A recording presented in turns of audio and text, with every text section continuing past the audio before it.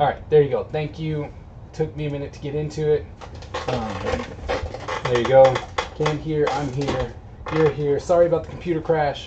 Sorry. Thank you all. There you go. Thank you. Hopefully you all have stuck around and you're gonna be here. We're gonna watch it now. So sorry. Everything just pooped out. I don't know what happened. I guess too much online streaming. So sorry about that. Oh my goodness. Sorry. So sorry. Hopefully people aren't just gonna come in and disappear or not come in at all. They're like, oh well, he crashed, so too bad. This is one of my students, Sarge.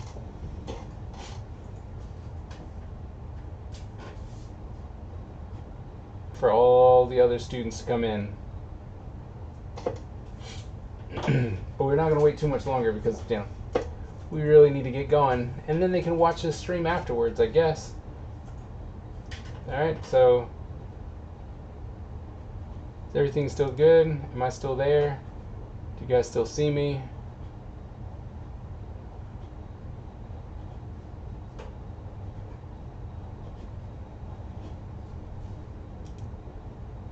Yeah.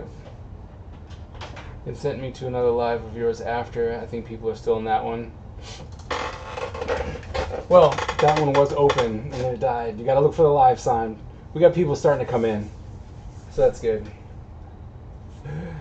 Oh my goodness. Kinda sucked. Technical breakdown of the computer. So sorry. But we're gonna go ahead and get started because we just don't have, I don't want to keep you guys forever, so I'm going to go ahead and turn myself off. Put our full screen, and I'm going to put this up so you can hear the desktop. And here we go. Good afternoon, class. As you guys can see, I'm in the car. This is the only peace and space I could get without having a whole lot of distractions in my background. Moving forward, I'm Danielle Mason, and the presentation I will be giving you all is about giving birth. The best part of life, well, let me rephrase that. The best part of art is giving birth. And for me, from my experience, and the reason why I feel that way is because I never knew that watching a woman give birth can bring so much art between emotions and happiness and joy and covering different voids and replacements of things that we all may lose or all may go through. And in spite of it all, to say that my two very own kids, I adopted from a close friend from birth. And when my first child, my son, was born, watching the birth mom give birth to him, it was amazing. From the contractions, from everybody joining together and like a group in hands, and the support, the joy, the determination of, motivating to have a successful, good pregnancy, but delivery for the baby. When he was coming so fast, however, he was coming so fast to the point where he almost got delivered in the elevator. But when he did come into this world, watching him come out and watching the uterus expand for the art of life, it was just such an amazing thing, y'all. I was speechless from the beginning to the end. And when he flipped out like a little fish, and it was like, wow, that was beautiful. He came out he was ready to come out. And when he did that, I said, you know what, that's my little Nemo. Came out flipping in a puddle of water. fluids. And then, going forward, giving him his name and watching his face adapt, once he first opened his eyes, watch the art of his, just the way he just, everything changed, like from his skin color into his expressions. When everybody, was moving him to weigh him and tapping him on the butt, cleaning him up, feeding him, just everything. Like, I was just so at loss for words. And then having all the family, my mom coming up to the hospital, she was in tears of joy. My wife, brother, etc. Just how it just brought everybody together. Like it united everybody. Like just pulled everybody a little bit closer because it was a happy moment. Even though I didn't go through each trimester with the birth mom, it was just like blood couldn't have made me no closer to him that day, as far as even being, whether it was biological or not biological. Like, it's nothing that nobody could tell me that he won't mind. And when he came out, I was like, it's automatically I connected to him, like within that split second of just hearing him cry, that first cry, and holding him in my arms and just watching him squirm and move and feed and eat. Hey. And kind of backing it up though, and when as far as like the trimesters, I mean, watching him grow from the fetus, like through the different trimesters, from the first couple weeks all the way to like the 36th, 37th week, just watching him gain each part of his body, from the heartbeat to the heart to the eyes, head, mouth, face, ears, hands, feet, everything. And then just watching him turn in the room when it was, getting closer to time for him to enter to this world. I was like, wow, like how it could just make a woman's body like just go through so many changes just to bring in a new life. It was just amazing. And then as time passed, I got to experience it again with my daughter, and watching her come into this world. And I did get to bond with her because we found out a little closer to time of her being brought into this world. It wasn't kind of like a last minute up I'm here, like more so with my son. I didn't find out that I was going to be adopting him until she was about, I want to say 7 going on 8 months. With my daughter, I found out about 3, 4 months. Close in the beginning still. She was very stubborn. Like, she very stubborn. We really can't find out what she was. It's like the last minute almost. Like, if she would not open her legs for the world. But she did have they said that then they have a fast, rapid heartbeat, that it's a girl. And from that very moment, I was like, man, I always wanted a girl. I was happy with my boy. But I always wanted a girl. And the day that we found out that it was a girl, I'm talking about, like, everybody just cried. It was like the room just lit up with joy, just tears of rejoicing. Like, oh man, like, you gotta be kidding me. And like that day I was so excited and happy. I was ready to go shop, so I didn't have $1 to my name. And that was definitely a happy day for me. And when she came into this world too, we had to make her come down. She was stubborn. We had to push her down. And she ended up being born Mother's Day weekend. Which is another reason why I say giving birth can be the best art of life. Like, because it makes you change. And when I say change, for me, it made me change how I move, made me change how I think. It made me almost basically change my whole life around. Like I have someone that I'm living for, someone that I have to care for. You know, somebody that's looking at me, watching every move I make.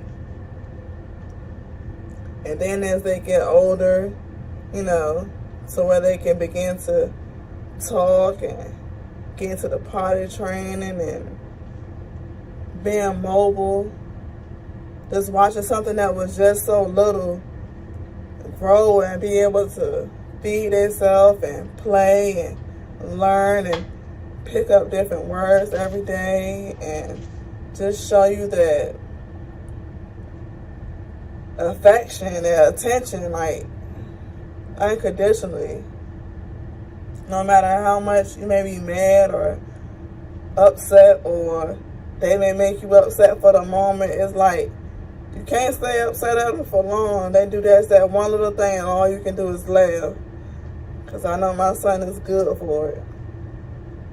He can't take my buttons, but he can just do that one little thing that makes me have a better day. With his affection, his attention, his love, and just always giving me that open eye, like, Mom, it's gonna be okay. And honestly, he's the reason I'm at this point where I am now with school, because I'm just trying to show and be a better person for him, you know, give him that life that I didn't have.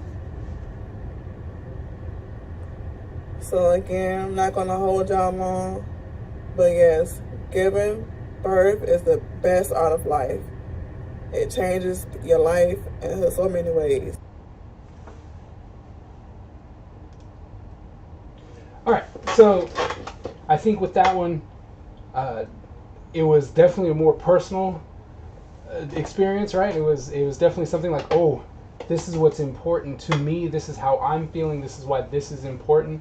I think that if you related it more to different pieces of artwork and how it, you know, how you can look at something, connect with it, and it does, you know, like you said, it changes your life, but you needed more examples in the art world and then say, this is how this is so much more intense, right?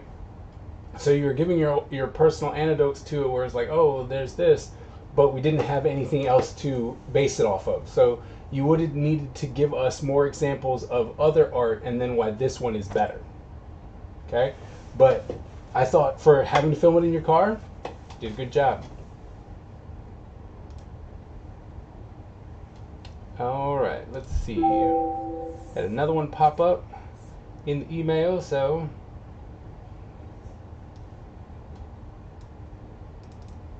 all right, here we go. You guys ready? Ready for number 2?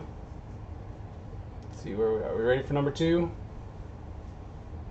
All right, here we go. All right, name 5 black characters in cartoons. I'll look. Back in the days when I was young, I'm not a kid anymore. But some days I sit and wish I was a kid again. Back in the days when I was young, I'm not a kid anymore. But some days I sit. Cartoon World is at an all-time low. We see more and more white cartoons with black characters as the comic relief. But when are we going to just get an ordinary character that just happens to be black? Throughout the time from the 2000s to even now, cartoons have been dwindling down one by one. Not only that, it's the simple fact of the issue that with all these characters that we have, there is a scarce amount that are black, which causes the issue of when are we going to get more minority cartoons. All right, name 5 black characters in cartoons. I'll look. Back in the days when I was young, I'm not a kid anymore. But some days I sit and wish I was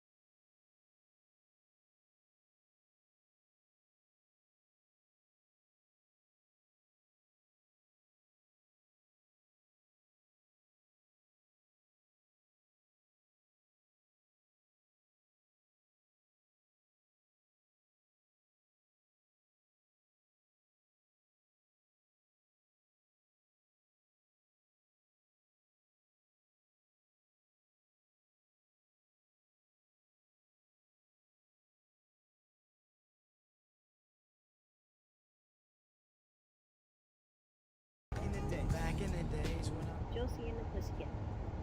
Valerie being one of the very first black characters to appear on Archie Comics broke history during this time by being one of the first female black characters to be like the Velma Light of Scooby-Doo by cracking codes and solving mysteries and being the only character to have the highest IQ out of everyone. And everybody say, You played me for a sucker, Penny. I'm not going out like that. Not for you. Not anymore. Be at HQ first thing in the morning. Don't make me come get you. And one last thing, baby. That chicken was dry. Real dry.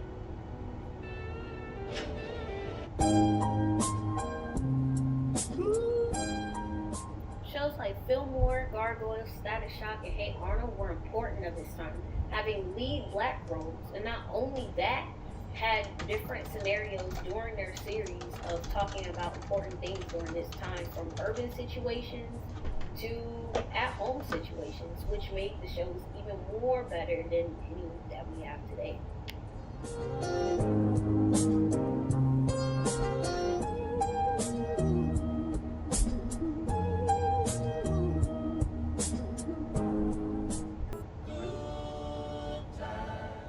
Cree Summers, being the voice for many and mostly all the black female characters, played a huge important role during the movement of showing that black girls can like cartoons as well.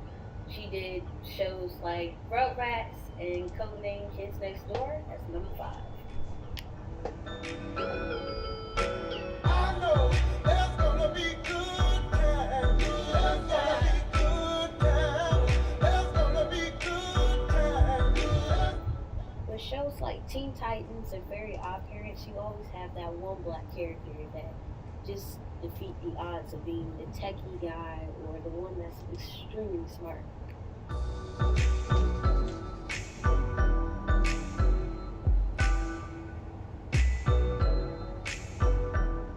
But then again, you also have characters like from Ed, Edd and Eddy and Billy and Mandy, where you always have that weird black character. It shows that even black kids can be weird as well, or a little bit crazy, maybe both.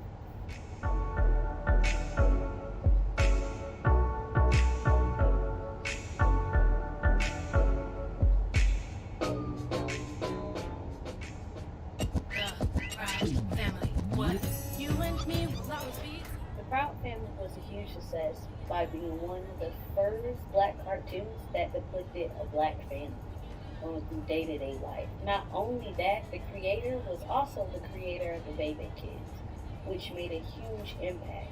It was so huge to the fact that many celebrities in Black Hollywood want to participate. Not only that, the Proud Family also talked about major issues like the LGBTQ rights, toxic masculinity, women's rights, and body diversity. And to top it all off, they also talked with racial stereotypes in women. Yes! Do I watch cartoons? Class of 3000, created by Andre 3000. This show had many topics from poverty to being rich, and not only that, musically had a diverse way of handling different situations.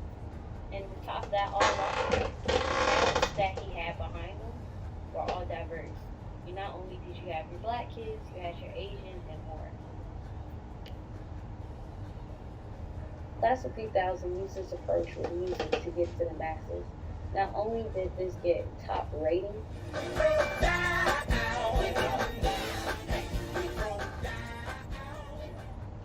shows like Black Dynamite and the Boondocks are love letters to black culture. What is funny ways of portraying stories and actually calling us out on our own problems that we need to work on. These shows embrace black culture and at the same time criticizes it. With shows like Black Dynamite, it's basically just like another love letter, but at the same time comes from a different dynamic of the 80s and the 70s vibe.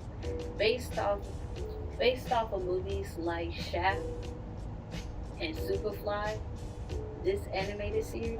He was wondering, why is Cornell black now? Okay, hold the fuck That's a up. good question. We should have started with that.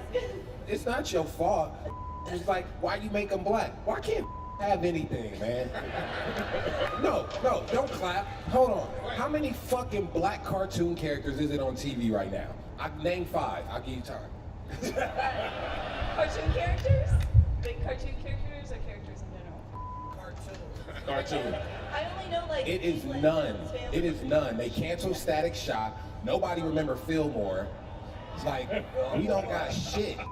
The only other black character is this fucking weird ass. Oh no, they killed Chef off fucking South Park.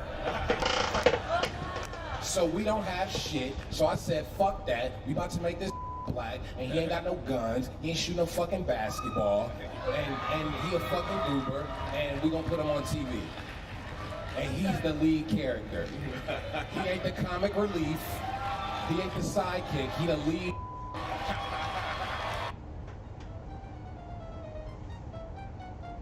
The Jellies, airing October 22nd, 2017, created by Tyler the Creator. It's just another story of a black kid being a goober adopted by Jellies and just having many adventures, no matter how violent they are. It's aired on Adult Swim. On a more serious note, I want to take time to talk about why it's important to have these shows that depict black people in a better light. You have shows like this, the new version of the Powerpuff Girls, not the classic, where they brought in another Powerpuff Girl who was a long lost sister. Not only did it depict black girls in the wrong light, it also had so many stereotypes it was ridiculous. One being that she had at least about 9 names. She couldn't control her emotions. Happy, sad, you name it, she would explode. She was always angry. She had daddy issues. And to top that all off, they sexualized her for no apparent reason. To top it all off, not only did she get abandoned, she also lived in an island that was covered in bird poop. And it just goes to show that we still have a long way to go, and there are some things that we just need to change. But the sad part about all of this is that I showed this to my younger cousins and they were offended. So it just goes to show that we still need to make change and figure out a way to stop stuff like this from happening. At least check over it to make sure that you're not offending anybody or painting people in the wrong light. With all the shows that I've listed and talked about during this whole entire presentation, one of the things I want to top off on is the simple fact that almost all of these shows are canceled and didn't have a chance to really make an impact like it should. So, at the end of the day, diversity is key in keeping shows like these that have been aired in the past alive. Because at the end of the day, black kids want to see themselves on the screen, and that's the only thing that should matter. Craig of the Creek, aired March 30th, 2018, is one of our newest shows that have aired on Cartoon Network. With this being said, Craig of the Creek has broken many barriers. Not only that, it's just a kid that likes to go on adventures and play in a creek, which is one of the reasons I love it, because he's just a kid.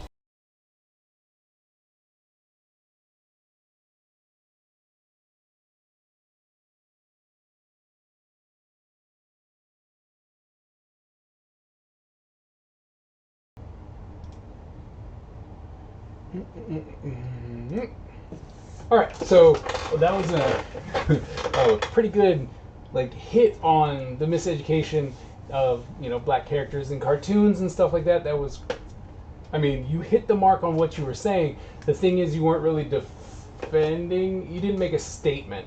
You weren't going, I don't know. The only characters in only black characters in cartoons are token black characters. He didn't really make a statement at the beginning, right? This presentation in and of itself was good for what it was, right? You were explaining the miseducation of black people in cartoons, but you didn't make a statement. Like, black people are the glue that holds cartoons together, or without these black characters, it's all, you know, you didn't make a statement. So that was it. That was the only critique that I really have on. Of course, the missing frames, but besides that, the one big thing that you really need to do was have a statement. But good job, because it was a great presentation.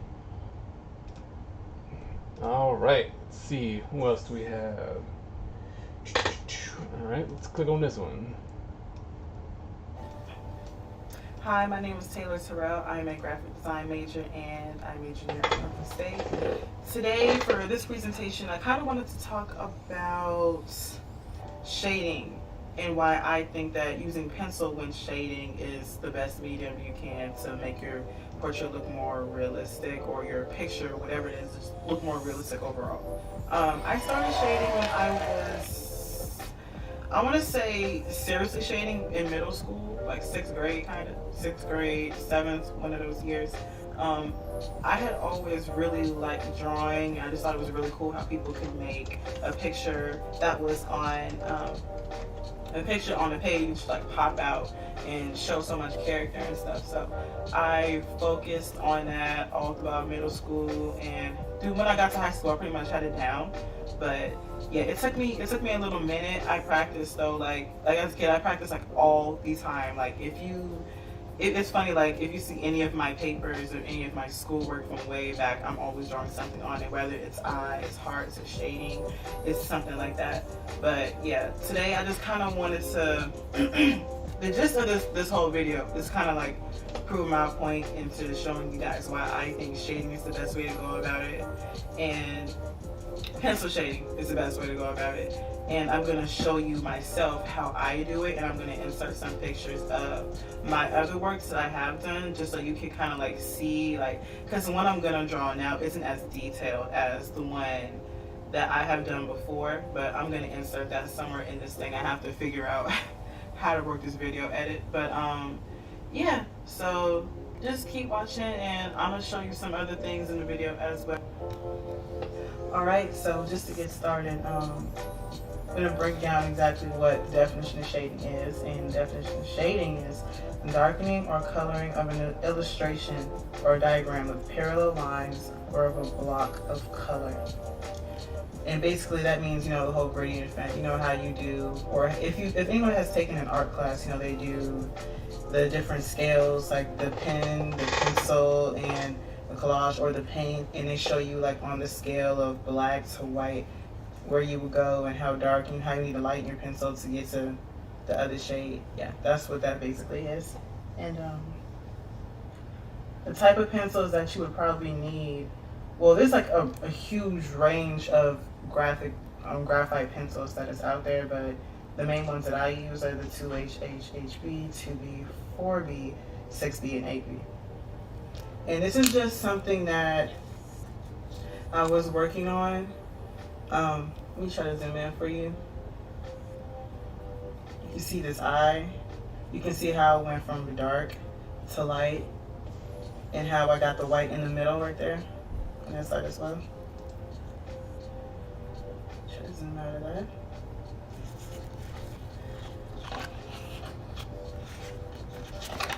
Whoa! All right. This is another example of how I shade now. I did use pen for the hair. And pen, that really is, like, to me, the best part of it, but it was not easy. The argument I'm making is that it is way easier to shade in black, in a graphite pencil. This took me, like, the hair, in this picture, this page is not big. This hair took me, I want to say, like, an hour and 30 minutes. I still see some imperfections in it, but I'll fix that another day. It doesn't need to be handled right now, but this is just another example of what I do. There we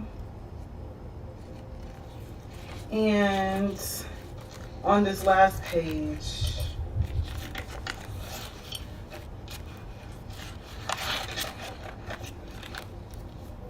this is what I'm going to be showing you, and how to shade and how to get shading right now. So, the first thing, when you're looking to shade, you need to find out a light source. You need to find out where your light is coming from. For me, my light is coming from in the center, and when the light is coming from in the center, you want to make everything around it darker. You want to make sure that center stays lighter. It's kind of like girls in their makeup when they contour and they highlight their face. It's basically the same concept, but it's with a pencil. And by the way, I'm going to use a mechanical pencil. I don't really have my graphite pencils with me. I really wish I had brought them, but you know, because it's quarantine thing, I didn't hop on a plane and I just left. So I don't really have the pencils that I really need. But this graphite, this mechanical pencil does well for me. I use mechanical pencils all the time. When you start shading a face, in particular, when you start shading a face, you need to find the contours of the face, like where the cheekbones would be at and how the forehead will lie and stuff like that. So remember I said you need to look for a light source. My light source is of course in the middle, so everything around it is going to be a little darker. And when you shade, you need to make sure that the lightness and the grip of your pencil is the right grip. Since I'm outside of the face, I grip the pencil a little bit more because I want it to be darker.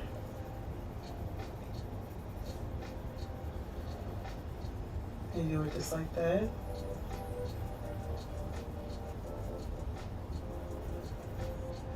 Now when you shade lighter, instead of your pencil being like this and you're gripping it like right like that, that's not a good way to do it. But instead of doing that, you want to loosen up and you want your hands to be somewhere like, I want to say right down here. This is fine. If your hand is right here and your pencil is fine, but just don't be like this if you're trying to draw light, because then your line's going to be too dark and it's going to be hard to conceal areas that you mess up in, because the pencil, the strokes are going to be way too harsh to try to cover up. Another thing, when trying to find the lightness, because I showed you how to find the darkness and how to contour, when you try to lighten the areas, what you need to do is you can easily use your eraser.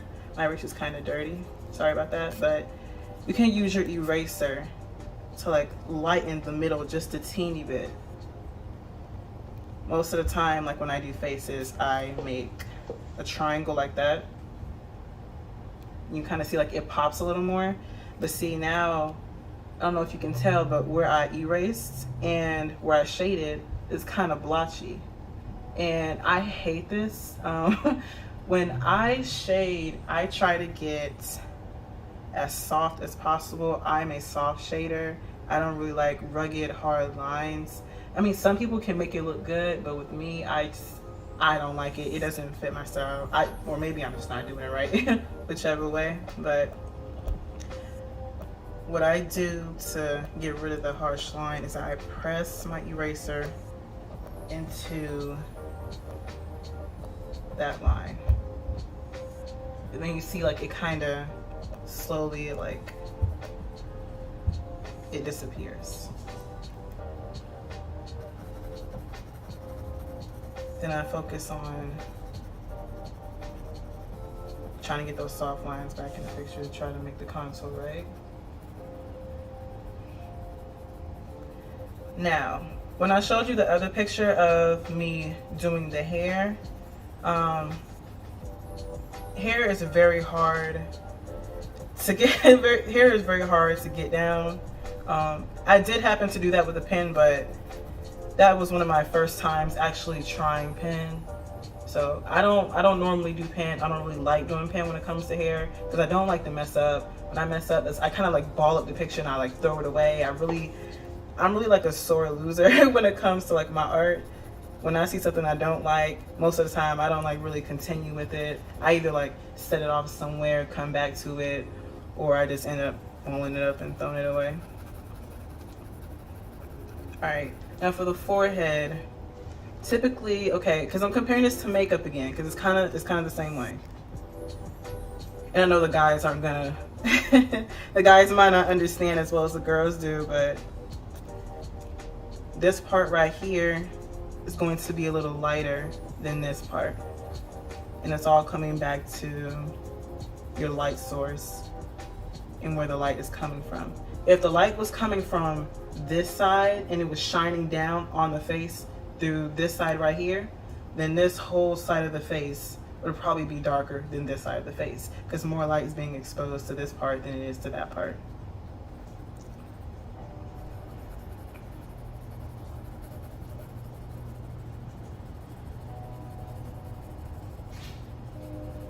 Hopefully in this video I can find some of my other pictures, and when I edit it for you, I can figure out how to insert the picture. I know I saw some people doing it with their presentations, and I really want you to see my better my better pictures, because I'm still starting on this.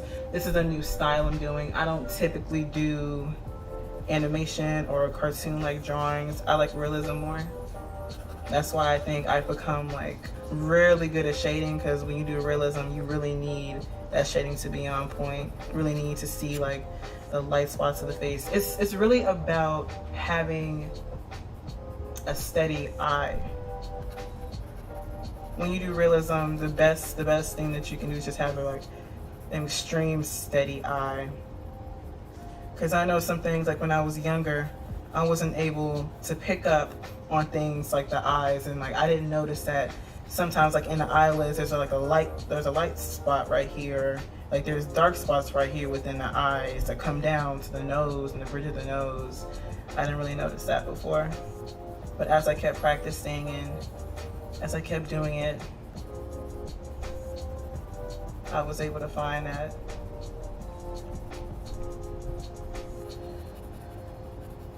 I hope this is coming up on camera. I'm doing this through my phone, so hopefully you can see like this part is a little darker than what we first started out with.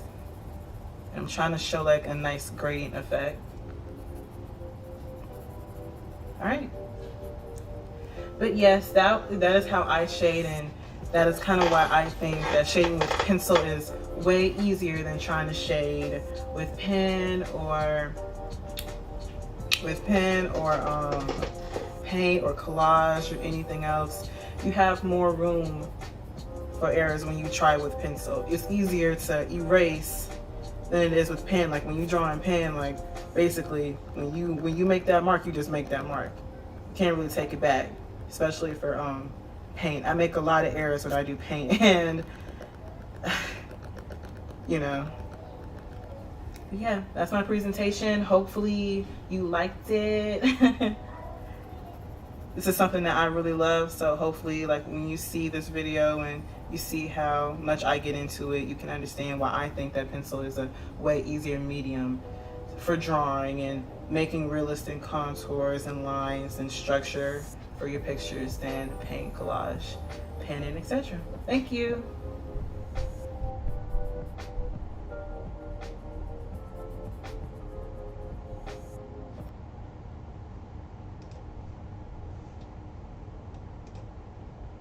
Alright, so that one was really good. It was a demo on pencils though, right? It was a, hey, this is a demonstration on how to do pencils.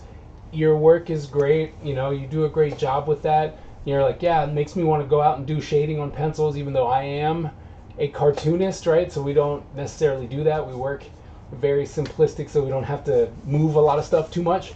So, you know, the presentation on how it was and what it was portraying was great, but you were saying that it was the best, right? You would have had, if you were going to do the demo style, you would have had to do something in pencil, do something in ink, do something in crayon or something like that, right? And then just show how they're so different, so that we could have something to compare with. There was no comparison that we could have. So that was the big thing. There was no comparison. But besides that, the presentation was great. It was really good demo. Really liked how you're, you know, giving us tips and stuff like that. It was really good. Just needed more on the comparison side so that you could defend what you were saying. But besides that, great job. All right, so I'm going to be absolutely honest with you guys right now.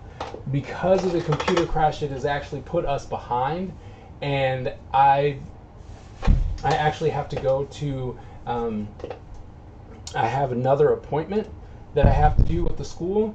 But so here's the thing: I have some other people. We can do one more, right? We can do one more, and then the other people. I have you logged in.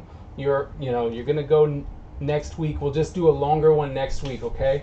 So that way we can get them all in. I'll put in 5 more people. I think that should be it. I'm gonna check my list to make sure that we're done. We have 3 more weeks to go, so I got to make sure that we have everyone in.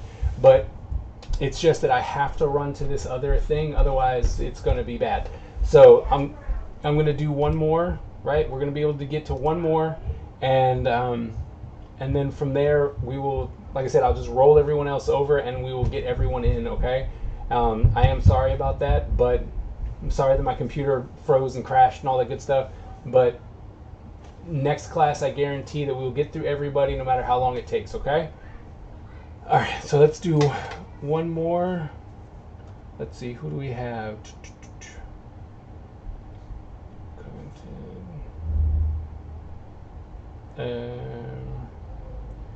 Let's see, Sarah was supposed to go last class and she presented hers. Okay, so we're gonna do that. No, here's the link. Okay, extra video. Go here. Here, and we'll type in the video.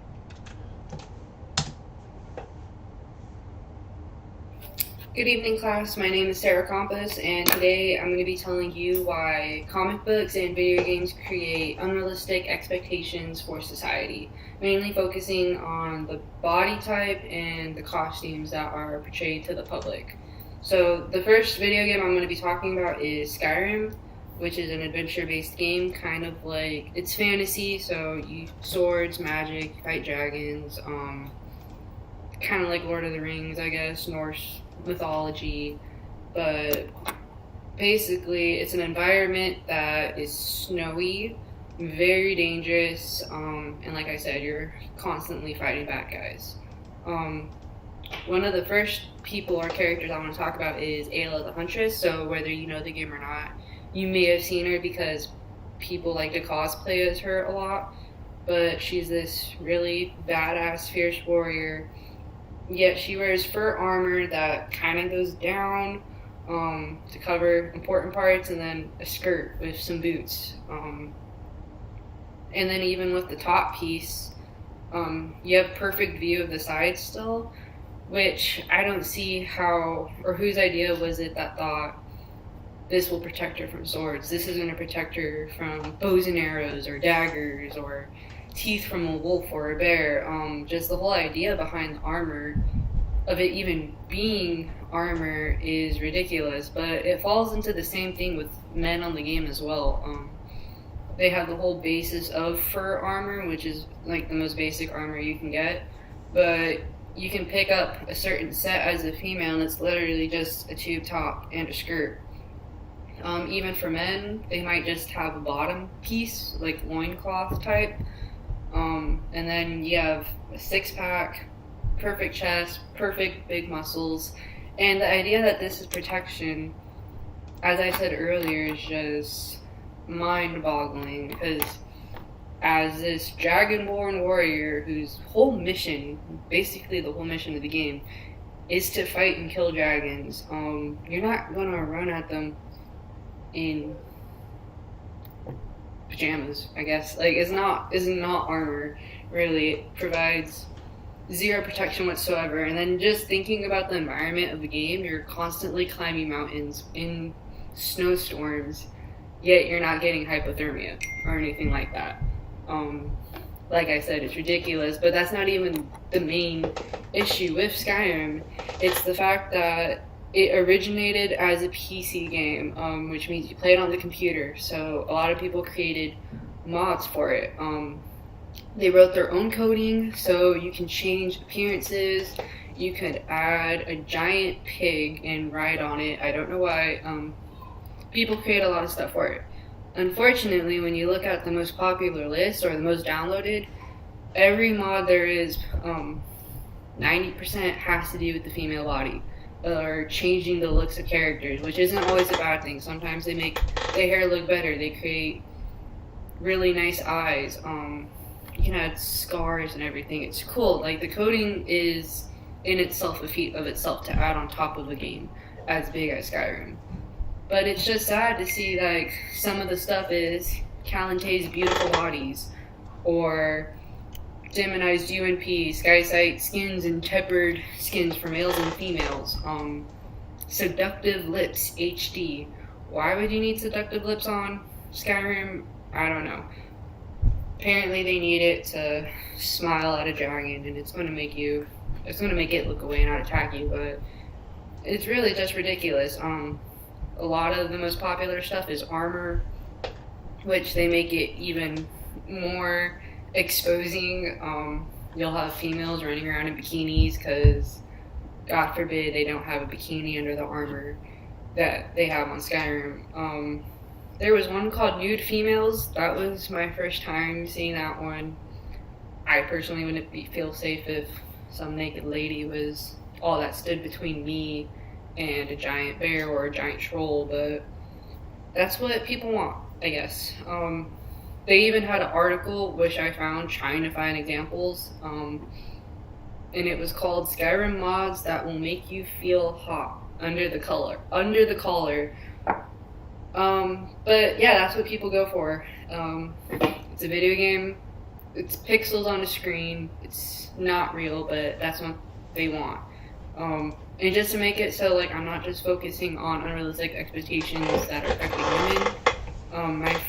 My best friend, he downloads games on his phone, iPhone or Android, and basically it's choice-based games of you are a male, you're trapped in some house, and what do you know, there's a harem of females that are all infatuated with you, and you have to make these choices to choose your perfect dream girl.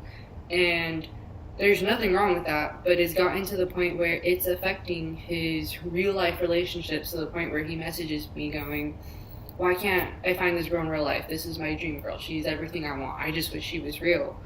And it's sad that I have to remind him that it's just a game. It's not real. He'll start dating a girl for a month, and then she could be perfect for him, and he'll dump her soon after because she didn't meet his expectations of what he saw either on a video game or even a TV show, like animes, which are in its own whole separate monster category that's affected by this. But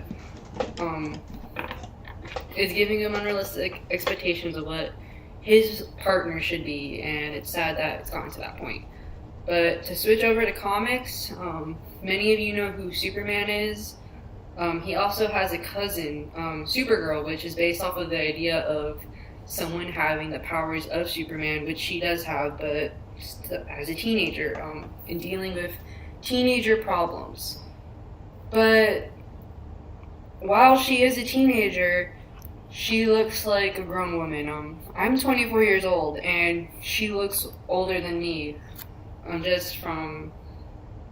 She does not look like a child. It's like those typical memes we'll see now where it's me when I was 13-year-old versus girls now that are 13 years old and what they're wearing. That's how Supergirl is. And then you look at her costume and it doesn't really cover her too much. Of course, boobs have to be sticking out, long hair, perfect core. And despite the fact that, yeah, she may be impenetrable to bullets, but so is Superman, but he's still fully clothed. So why do the women of the comic universe have to look any different, or show a whole lot more skin? You have Wonder Woman, for example. Many of you know her costume is normally a leotard, and she wears her hair down. Me personally, I've tried playing basketball with my hair down before. I was going through a whole emo phase, so the bangs had to be in my face, but I couldn't play to my full potential because I had hair blocking me. Yet Wonder Woman and many other heroes and villains alike fight with their hair down, which, yes, I guess they do look better, but you cannot argue that they're fighting to their full capability when something that could so easily be pulled back is blocking their point of view. To move on, you have Batgirl. They actually gave her a new costume in Batgirl New 52. They were creating this character that was your typical college student, just like us. She's trying to be a superhero at night, but at the same time, she's going to parties, she's socializing, she's going to classes. Her suit got destroyed, so just much like homemade Spider-Man suit, she had to create her own costume, and there was disapproval from the comic community because she wasn't up to her normal standard of tall, leggy, heels, and big tits, and that upset people. But when was the last time you've seen a plus-sized hero? All of the men have six-packs, ridiculous muscle mass, and then you have Batman, who could arguably be the one person we could identify to because he does not have superpowers. We can't, because he's rich. He has genius level intellect. He's described as the greatest martial artist in the DC universe, and it's not real. It's not someone that we can look up to because we will never gain that. The way I see it is, the reason why we're so focused on superheroes and stuff like that is because that's what we want. We're kind of waiting for someone to come rescue us, but that's not happening, because they're not real. We're creating expectations that do not exist, and it's probably time that we do it for ourselves and not just sit around. But basically that was my argument for why unrealistic expectations are being created for us by video games and comics. I'll add a link in the notes that you can see. It's another short YouTube video talking about it, but thank you for your time.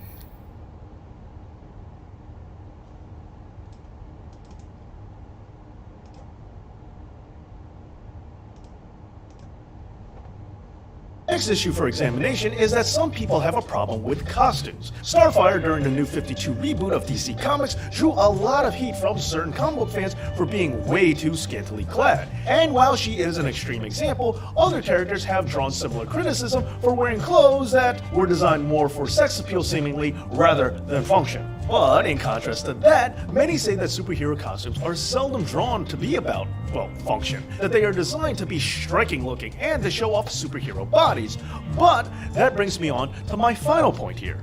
Body types. Because within the comic book community, some feel that the female form is drawn with completely unrealistic proportions, and that these figures can cause unrealistic expectations for young girls, as well as feeling that there is a lack of body type diversity in comic books in general. On the opposing side, however, there are those who want to simply point out the men in comic books. Male characters are not only wearing very revealing clothing too, but they also have body types that represent a completely unrealistic ideal. And yet, body complexes for men are not seen as being on the same level as they are for women, and that if we label this as a problem for young girls, then we may simply be ignoring the true cause of body stigmas instead of identifying the real issue. But finally, with all that being said, and after examining arguments from both sides of all three of these issues, where do I stand? Do I think that female comic book characters are over-sexualized? Yes. Now first, allow me to say that I do agree that when we see men presented in the same way as women in comic books, but yet the same issue doesn't seem to cut both ways in real life, I do think there's a chance that we might be scapegoating and blinding ourselves to the real cause. And also, I do think that superhero bodies and costumes are meant to be over the top and overly grand. Superheroes are supposed to be unrealistic versions of people. They're not supposed to be real. That's why they're, well, super. However, the reasons why I think that female over-sexualization in comics is a problem is because I think things are taken just a little bit too far. Costumes should be eye-catching and superhero bodies should be ideal, but that doesn't mean sexy. And for me, there's a very distinct difference between showing off muscles and being sexual. For example, just look at classic paintings and statues. Many of them, even the nude ones, are just artistically capturing the human form. They are not meant to be tantalizing. And this is all in keeping with how comic books should be drawn, remembering that they are indeed an art form. But most importantly, I just feel the need to stress that these are comic book characters. They're not supposed to be sexy. They're cartoons for f***'s sake, so just don't be weird.